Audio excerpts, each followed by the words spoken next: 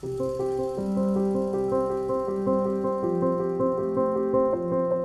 key fundamental components that contribute to a hospital's excellence are innovation, discovery, education, and service. UT Health San Antonio has committed to provide a new top-of-class research and specialty hospital for San Antonio and this region. The new UT Health San Antonio Multispecialty and Research Hospital will be uniquely centered on providing care for the most complex diseases within an environment that is most conducive to speedy healing and family support. Foremost among these complex diseases is cancer, the most difficult disease to diagnose accurately and treat precisely.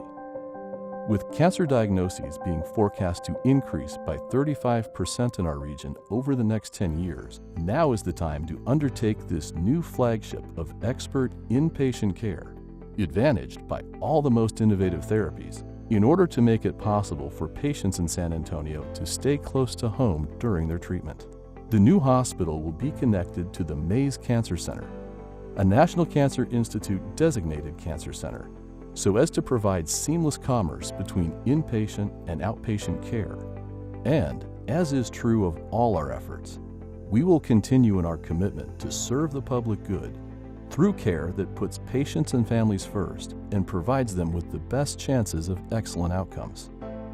Even the hospital's architecture and appearance will be in alignment with our warm, welcoming San Antonio ambiance and consist of 144 beds, 12 operating rooms, a state-of-the-art imaging center, in-house pharmacy, an ICU, and stem cell units. We undertake the creation of this magnificent new facility that will become a place where lives will be saved, healing will flourish, and hope restored.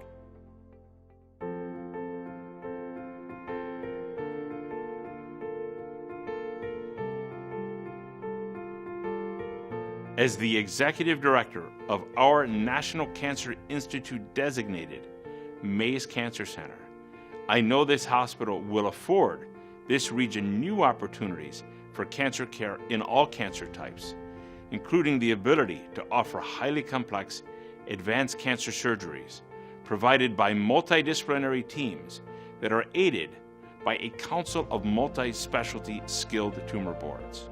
We are going to care for rare and complex tumors, and we are going to deliver not only stem cell transplantation, but new forms of immunotherapy and cellular-based therapies.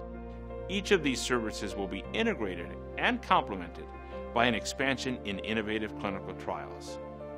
Finally, we will focus on training the next generation of cancer surgeons, physicians, nurses, and scientists. We are deeply grateful for everyone's partnership as we embark on this path, brightly illuminated by promise and hope.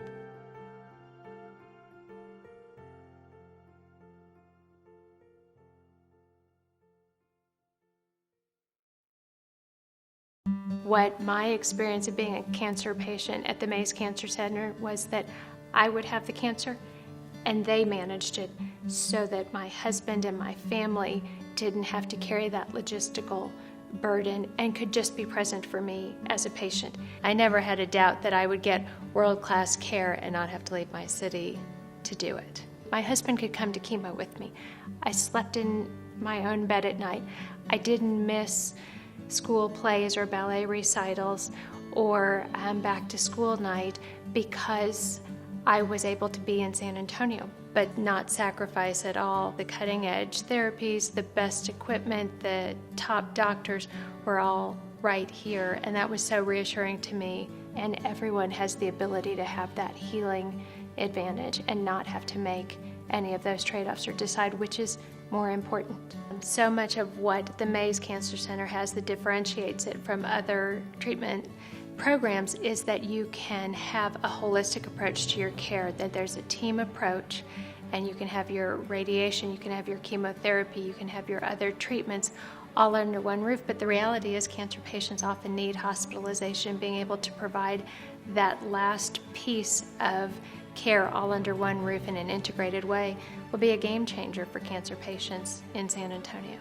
And adding this hospital to that piece also takes that one step further for the patient and the families to be able to be present in the business of getting better. But I can unqualifiedly say that I benefited many a time by the consistency and the coordination and the team approach that made things better or easier or improved my outcome, because all of those people were working together, and they were working together in one place. And just the quality of care and the people who I know are going to be in the new hospital, it's going to make it so much easier, so much more integrated, so much more holistic, and it's going to relieve so much of the burden on every member of the family who is going through treatment. And that level of care isn't an accident. It comes from leadership like Dr. Mesa. It comes from leadership like Dr. Henrich's. It takes an institutional commitment to excellence, not pretty goodness, but excellence. And it's because Dr. Aurora and every person there, from the person who greets you to the person who administers your radiation, also is committed to excellence, that you can walk in confident that you are where you're supposed to be, so that you can live to see another day and live to see days and weeks and months and years to come, because everybody in that building shares that commitment to excellence. But it comes from the top, and the gratitude we have to be in a city where our institution is led by Dr. Henrich and by Dr. Mesa, and that expectation of excellence at every level is available to anybody who walks in the door. I mean, how do you appropriately say thank you for that? How do you do that? What I would say is thank you for caring. Thank you for caring.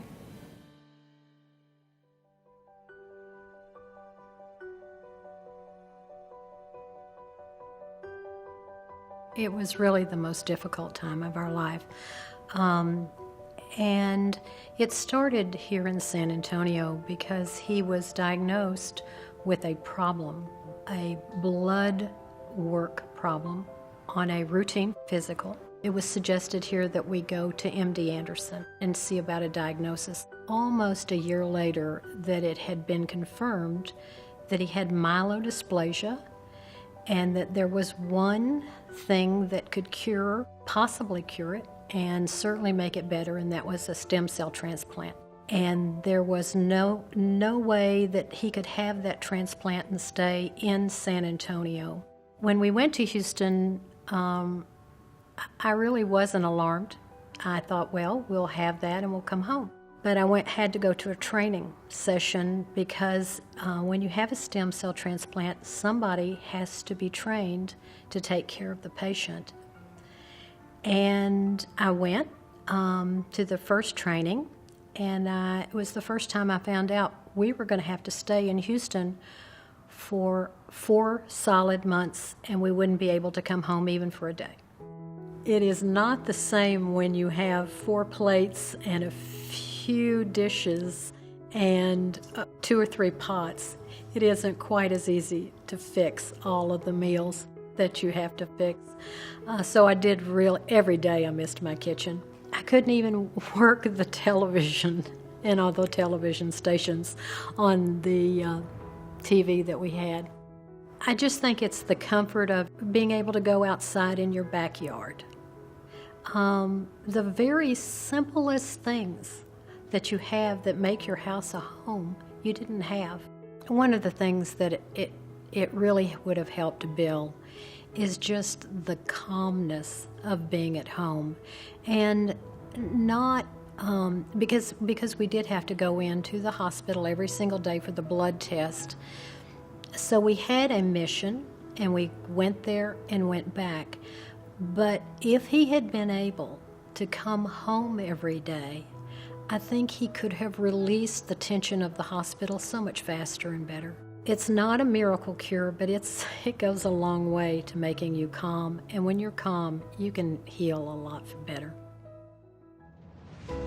Everybody deserves a little bit more of the future like we've experienced. You don't know what's going to happen. We have marriages, we have more grandchildren, we have an incredible life of happiness that has been the gift given to us when the diagnosis that Bill had was for little or no future. And everybody in San Antonio deserves that same opportunity, that same hope, a few more years, and maybe a lot more years.